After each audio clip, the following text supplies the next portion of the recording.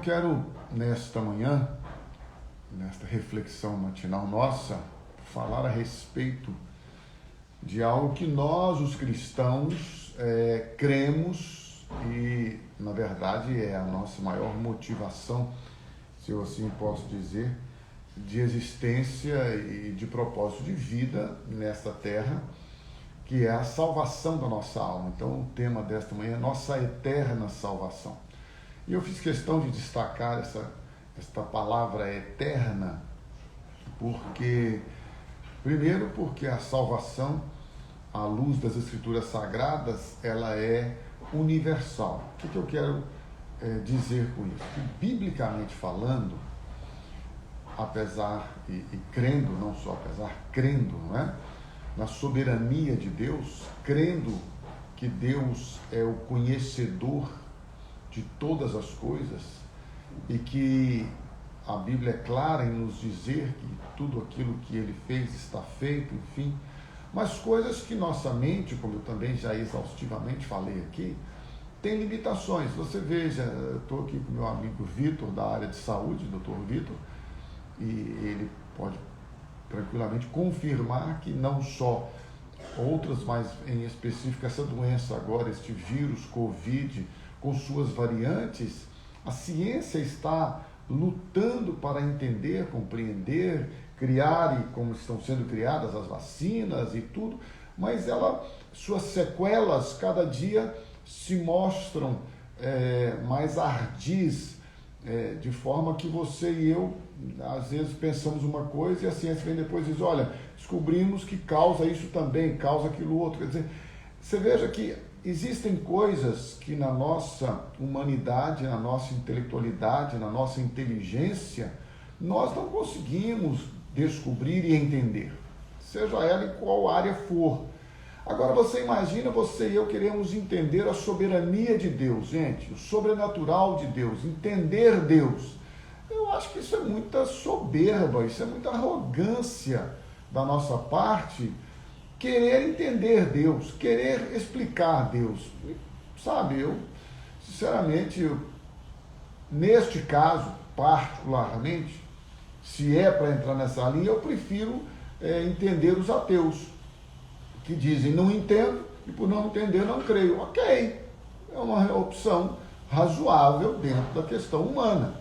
Agora, nós os cristãos, nós, você e eu, que decidimos crer na Bíblia, meu irmão, minha irmã, por favor, aquiete o seu coração, aquiete a sua alma, faça descansar a sua mente, né?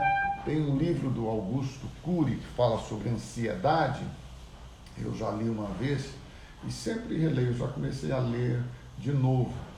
E esse livro é muito interessante porque ele aborda um aspecto que ele criou, o espaço, a síndrome do pensamento acelerado, mas não importa o nome que você queira dar. A verdade é que a nossa mente é uma mente muito ativa. Eu não sei você, mas eu, por vezes, me vejo pensando em coisas que eu não tenho solução, que eu não tenho como resolver, mas aquilo fica perturbando a minha mente. Não sei se isso acontece com você. E quando isso acontece comigo, eu rejeito. Rejeito estas coisas, por quê? Porque elas podem gerar ansiedade. E o que gera, muitas vezes, ansiedade em nós? Segundo este livro que eu falei do Dr. Augusto Cury, Ansiedade, eu acho que é o mal deste século, alguma coisa assim, mas você digita lá Augusto Cury, livro sobre ansiedade, e ele fala que é justamente esta síndrome do pensamento acelerado, você ter a sua mente com pensamentos tão acelerados, que isso perturba você e desencadeia em nós um processo de ansiedade, de angústia muitas vezes, porque a nossa mente fica trabalhando em situações que nós não temos o controle, o domínio e muito menos a solução, o que fazer.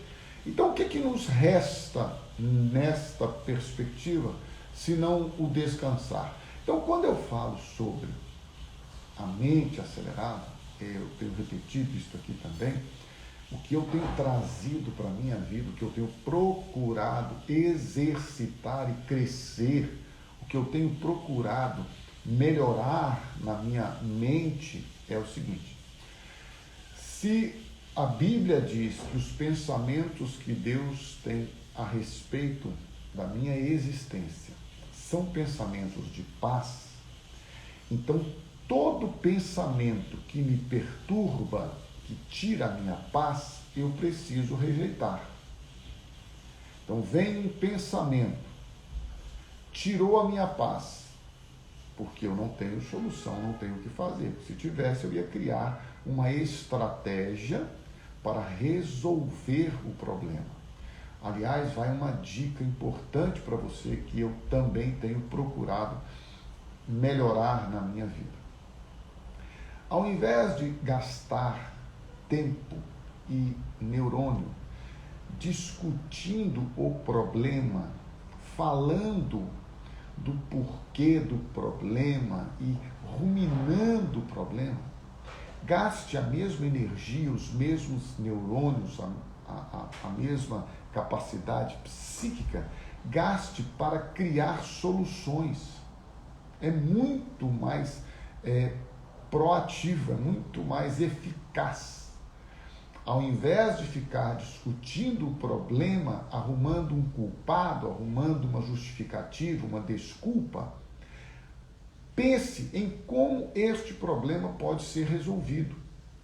Eu tenho aprendido isto com pessoas mais experientes, mais idosas, pessoas que já vivenciaram desgastes em suas próprias vidas e agora veio, ou em sua própria vida, e agora veem que não vale a pena. E aí a gente aprende isso. Quando você passa a perceber esta postura de pessoas mais experientes, você começa também a querer trazer isso para a sua vida. Então não gaste, não usufrua ou não consuma o tempo cronos e o tempo mental que você tem discutindo problemas. Procure soluções. Falando então da questão bíblica, estou insistindo nisso para você entender que o ponto o principal da nossa reflexão nesta manhã, se eu assim posso expressar, é você pensar que a salvação que Deus nos dá em Cristo Jesus, ela é eterna. Se ela é eterna, se é uma salvação eterna, eu preciso estar preparado para envolver-me, para vivenciar o melhor de Deus na minha vida por aquilo que Deus tem para mim. Então veja, primeiro que salvação não tem relação com religião. Se você pudesse anotar isso ou gravar isso, seria muito importante. Salvação da parte de Deus não tem nenhuma relação, nenhum vínculo com religião. Então, se a sua religião é católica, se a sua religião é espírita, se a sua religião é budista, se a sua religião é evangélica, protestante, se a sua religião é muçulmana, para Deus, biblicamente falando, salvação em Cristo Jesus não tem relação com religião. Religião é coisa do homem.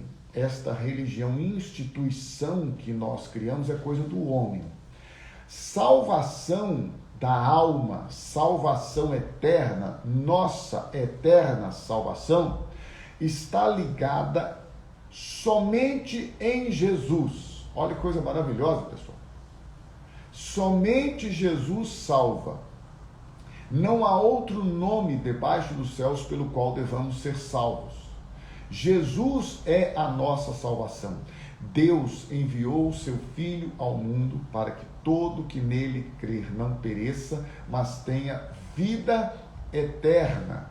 Salvação só em Jesus. Jesus é quem salva. Nenhuma religião, nenhuma instituição humana, nenhuma doutrina, dogma, preceito, regra, legislação religiosa salva. não salva, biblicamente falando, somente Jesus salva. E a salvação que ele nos dá, ela é eterna.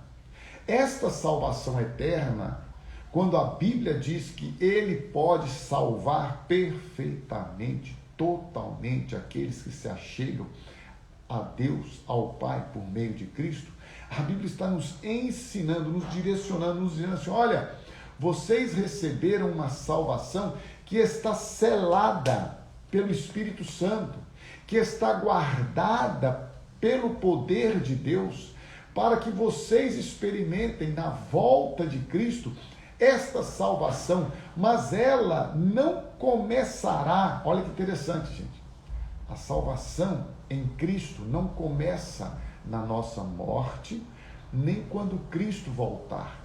A salvação em Cristo começa quando você entrega a sua vida a Ele e confessa Jesus como seu Salvador e como seu Senhor. É por isso que nós não precisamos de uma religião para sermos salvos. Olha só, claro que isso traz uma perturbação muito grande para aqueles que têm interesse em usar a religião para agregar pessoas e se beneficiar muitas vezes destas. Mas, biblicamente falando, você e eu somos salvos por meio de Jesus. Isto não vem das obras, isto não vem do nosso mérito, isto não vem de nenhuma religião, isto não está vinculado, ligado, limitado a nenhuma instituição. A salvação eterna, a nossa eterna, bendita, poderosa, maravilhosa e graciosa salvação está em Cristo Jesus, o nosso Senhor. E experimentar isto é o melhor que você e eu podemos desfrutar e viver nesta terra. Gente,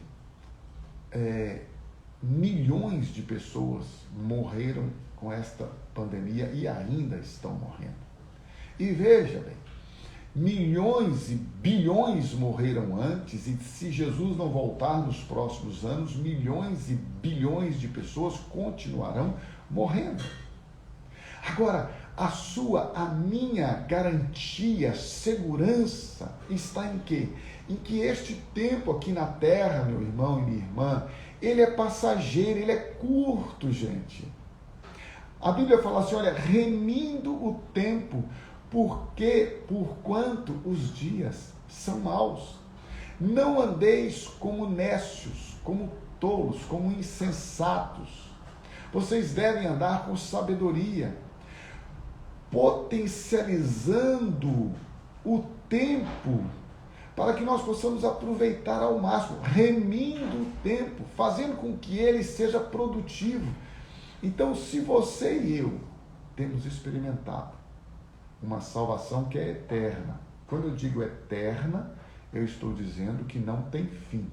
É por isso que, entendendo, não entrando em polêmica, quem está aqui comigo há mais tempo sabe, eu não tenho mais idade, tempo e energia para ficar discutindo quem está certo, quem está errado, se pode, se não pode, se deve, se não deve, se vai, se não vai, se prova, se não prova, se toca, se não toca, se usa, se não usa. Cada um vai prestar contas a Deus. Meu negócio é pregar a Jesus Cristo e este crucificado, pregar ao Evangelho, o Evangelho de Cristo, que é o poder de Deus para a salvação de todo aquele que crê. A partir daí, meu irmão, minha irmã, eu só posso te lembrar de algo que Jesus disse, que no dia da sua volta e do juízo final, nós teremos surpresas que nós nem imaginamos. Porque Jesus vai encontrar com pessoas que vão... Olha só o que a Bíblia diz. Foi Jesus que falou, gente, não sou eu não. Jesus vai falar assim, vem aqui você que me deu água, você que me visitou quando eu estava enfermo, vem aqui. Você que me cobriu quando eu estava nu, no frio. Aí estas pessoas vão dizer, quando nós te cobrimos? Eu não lembro não, seu rosto, não me recordo da sua feição, do seu rosto. Aí Jesus vai dizer, não, quando você visitou o enfermo, você me visitou. Quando você deu um copo com água Para aquele que estava com sede, você saciou a minha sede. Quando você alimentou aquele que estava com fome, você me alimentou. Quando você cobriu a nudez daquele que estava exposto, você me cobriu. Vinde. Olha que surpresa. Que coisa, gente. Olha que surpresa. Você imagina isso? Aí naquele dia, a pessoa está ali achando que ela é o bambambam da religião. Ela é a pessoa mais maravilhosa do mundo, porque ela ora bonita, ela prega, ela expulsa demônios, ela faz sinais, prodígios, maravilha, ela profetiza. As pessoas ficam arrepiadas perto dela, ficam assim, encantadas com a sua unção. Aí, Jesus diz assim, muitos me dirão naquele dia. Muitos me dirão. Senhor, Senhor, em teu nome nós profetizamos, nós expulsamos demônios, nós fizemos maravilhas. Aí Jesus vai olhar para essas pessoas que você e eu ficamos encantados com elas por causa do poder da unção e da glória. Nós ficamos embevecidos diante dessas pessoas, porque nós vemos nelas a glória de Deus, o poder e a unção. Nós ficamos assim, né? Maravilhados. Aí Jesus vai olhar para essas pessoas e dizer assim, não conheço vocês. Como é que é? Não conheço vocês. Vocês têm que se apartar da minha presença, porque vocês, no coração de vocês, havia iniquidade. Vocês até usaram o meu nome. Paulo falou isso, irmãos, que alguns pregavam a Cristo, pensando que pregando a Cristo, como ele estava sendo perseguido por pregar a Cristo, alguns pregavam a Cristo para que Paulo fosse prejudicado. A Bíblia diz que os ministros de Satanás, os anjos, os enviados dele se transformam em ministros da justiça. É esse o ponto mesmo. A Bíblia diz que nos finais dos tempos vão aparecer falsos profetas, operando sinais, maravilhas e milagres e prodígios que, se possível fora, guarde isso aí, porque não é, se possível for, enganariam até os escolhidos. Não é possível porque os escolhidos não vivem do que veem, do que ouvem, do que sentem. Os escolhidos vivem pela fé na palavra de Deus, pela firmeza, pelo alicerce, pelo fundamento, pelo enraizamento na palavra de Deus. Não importa o que eu penso, não importa o que eu sinto, não importa o que eu acho, não importa o que eu gosto, o que importa é o que Deus diz da sua palavra. Eu nunca, jamais nego a realidade, mas eu sempre vou trabalhar na minha vida com a palavra de Deus, porque a palavra de Deus é viva, eficaz. Eu não posso mudar a minha realidade, eu não posso muitas vezes mudar as circunstâncias da minha vida, mas o meu Deus é o Todo-Poderoso, Deus dos impossíveis, e ainda que Ele não mude as circunstâncias da minha vida, para que eu desfrute de um bem-estar pessoal e humano, ainda assim, nada pode me separar do amor de Deus que está em Cristo Jesus, porque a salvação que Ele me deu é eterna, está selada pelo Espírito Santo. É por isso que eu posso desfrutar, não por mim, não pela minha religião, não pela minha doutrina, não pela minha função, não pela minha responsabilidade, seja lá qual for, mas é por causa da graça de Deus, graça superabundante, graça que me alcançou, me transformou, me libertou. Então, por favor, lembre-se, você e eu, nós temos uma eterna salvação, eterna, que já começou, como eu disse, não vai começar nem quando nós morrermos, nem quando Jesus voltar, ela já começou. É por isso que eu continuo insistindo. Se você é daqueles crentes que anda tropeçando aqui, caindo acolá, se você é daqueles crentes da parábola do semeador, que você pode conferir lá depois, veja se você se encaixa em algum daqueles perfis. Se você é destes que, em algumas circunstâncias da vida, deixa, entre aspas, de ser crente, cristão, ou vive desviando-se para lá e para cá, porque tem gente que anda numa gangorra, numa montanha russa de crença, que é um trem de louco, não é? Tem gente que não consegue entender que cristianismo, meu irmão, não é viver uma vida sem problemas, sem lutas, sem dificuldades. Cristianismo é viver uma vida que, apesar das lutas, problemas e dificuldades, você vai continuar firme na convicção que você tem. Veja, Jesus não nos prometeu que nós ficaríamos livres de termos que passar pelo vale da sombra da morte. Não é isso que a gente vê no Salmo 23. A Bíblia diz: ainda que eu ande pelo vale da sombra da morte, tu estás comigo. Tua vara e o teu cajado me protege, me consola, me guarda.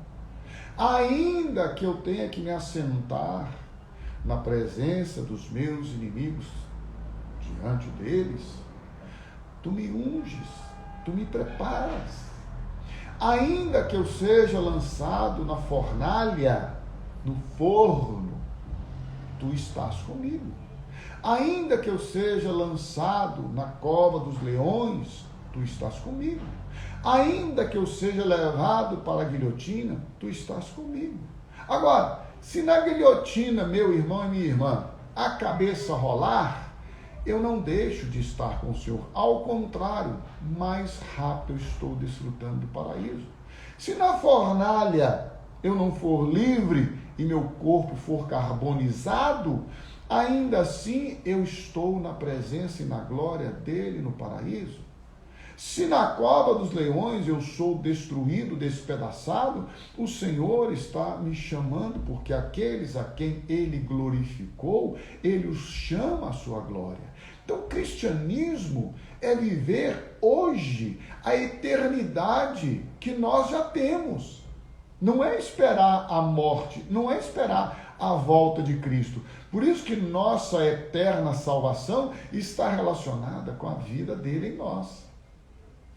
Se nós fomos unidos a ele na semelhança da sua morte, também o seremos na da sua ressurreição. Fomos ressuscitados com ele, agora recebemos nova vida, novo espírito, novo coração. Agora nós podemos descansar nele e andar à luz da sua palavra, à luz da sua verdade. E quando nós andamos assim, nós podemos desfrutar de algo que o apóstolo Pedro, ele fala de maneira muito clara. Olha, irmãos, isso aqui é algo tremendo, viu, queridos? Eu espero que você possa usufruir disso de maneira muito poderosa. 1 de Pedro, capítulo 1, ele fala a respeito da nossa salvação, que nós estamos guardados, e depois no versículo 6 de 1 de Pedro, ele diz, em relação a esta salvação que há de se revelar, para a salvação preparada para revelar-se no último tempo, nisso exultais. Então está falando o seguinte: olha, você deve se exultar. Exultar aqui é alegrar abundantemente, é ter um gozo de um êxtase maravilhoso, é celebrar, é festejar.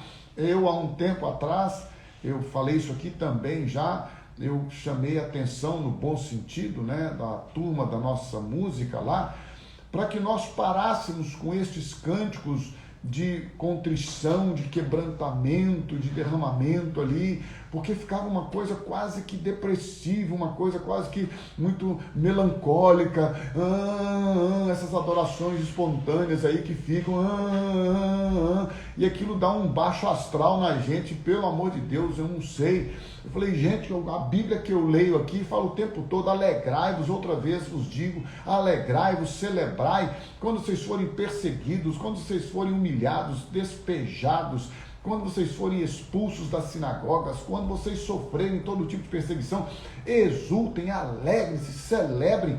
A Bíblia que eu leio em todo o tempo mostra que depois de uma luta, depois de uma batalha, depois de uma tribulação, vem a bonança, vem o descanso, vem o refrigério, e diante desse todo ser que respira, louve ao Senhor, exalte a Ele com símbolos, com trombetas, com cordas. Então é celebração. Eu falei, gente, nós temos que celebrar. Domingo passado foi uma coisa tremenda na nossa comunidade, louvor, adoração, festa, celebração. Então nós precisamos de ter isto, sabe? Porque fica aquela coisa muito claro, meu irmão e minha irmã. Óbvio que nós temos o nosso tempo de intimidade com Deus, de quebrantamento. Não estou falando que a gente não possa ter uma reunião onde haja um mover da glória de Deus e todos nós estejamos ajoelhados, quebrantados, derramando em lágrimas, nenhum problema. Estou dizendo que no dia a dia, no normal, vamos dizer assim, as congregações dos santos têm que ser lugar de celebração e de festa. Nisso exultais, embora no presente, por breve tempo, passa rápido, se necessário. Significa que todo crente tem que passar tribulação, provação, tem que enfrentar a luta, não. Se necessário, sejais entristecidos, contristados por várias provações, para que uma vez confirmado o valor da vossa fé, a fé que é muito mais preciosa do que o ouro perecível, mesmo apurado por fogo, redunde em louvor, glória e honra na volta de Cristo Jesus, na revelação dele. A quem?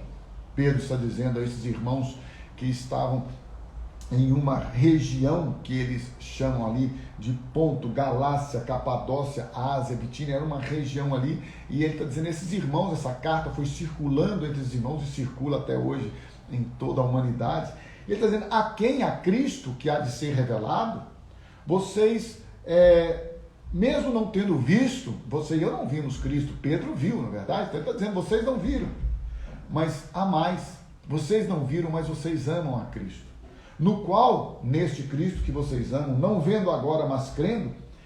Olha a expressão, está lá em 1 de Pedro, capítulo de número 1, versículo 8. Eu vou continuar insistindo aqui nestas lives, vou continuar insistindo no púlpito, vou continuar insistindo onde eu for, que apesar das perdas e muitas vezes irreparáveis, como nós temos experimentado mesmo em nossa comunidade local, e você provavelmente tem experimentado na sua vida através de um parente ou de alguém próximo, temos tido perdas irreparáveis, mas apesar disto, meu irmão e minha irmã, nós não podemos, escute isto, viver em luto.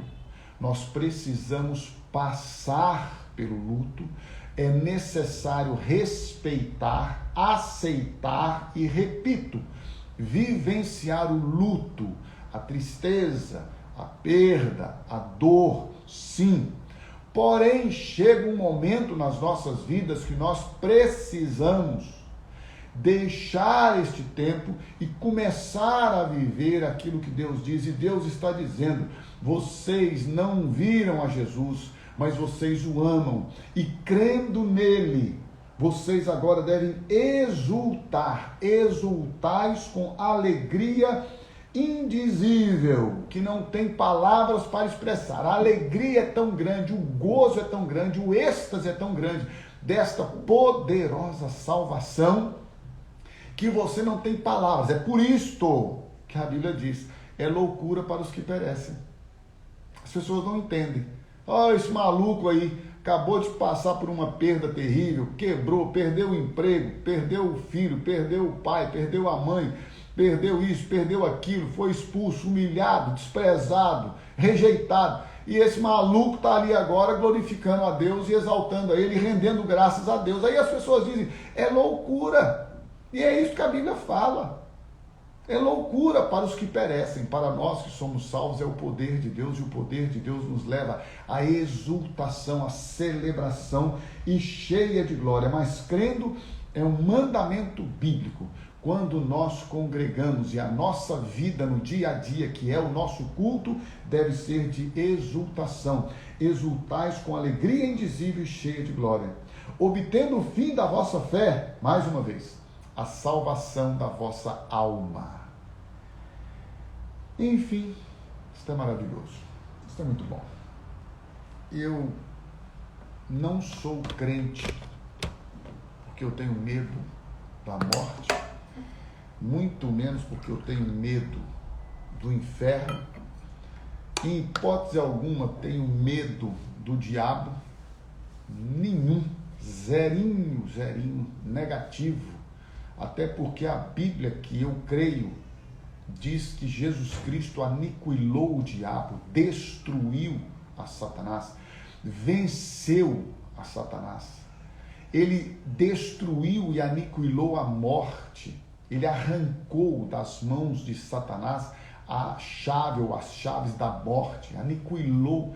Ele aniquilou o pecado, destruiu. O inferno não foi feito para mim nem para você.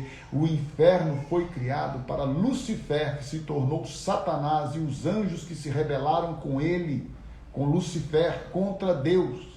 O inferno não foi criado para o homem. Para o homem o que foi criado foi o jardim do Éden. Mas o homem se rebelou igualmente a Lucifer contra Deus.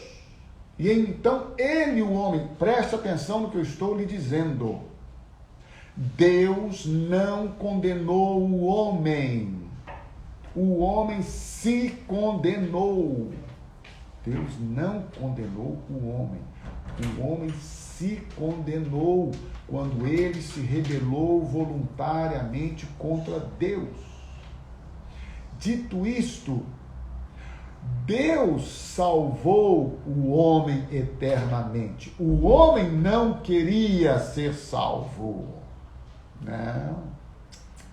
Naturalmente não, queridos. Há um espírito que opera nos filhos da desobediência. Há uma lei, a lei do pecado, que obriga, que escraviza, que domina os homens. Quem convence o homem é o Espírito Santo. Quem trabalha, quem move sobre a vida do homem para convencê-lo do pecado, da justiça e do juízo, dando-lhe salvação, é o Espírito Santo. A sua, a minha, a nossa parte entra em um ínfimo, mas fundamental detalhe. Chama-se livre-arbítrio. Você e eu fazemos da nossa vida o que nós queremos. Você e eu fazemos da nossa vida o que nós queremos. Você e eu decidimos se queremos experimentar esta eterna salvação ou não.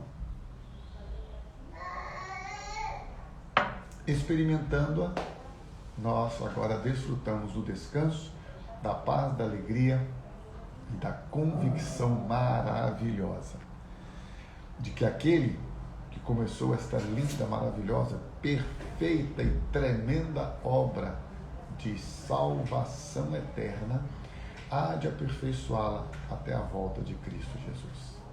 Eu espero que o Espírito Santo nesta manhã revele a você estas verdades. Que se você ainda não entregou a sua vida a Ele e o confessou como seu Salvador e como seu Senhor, você possa fazê-lo nesta manhã e assim experimentar e desfrutar da parte dEle o melhor que Ele tem para a sua vida, para a sua casa e para a sua história.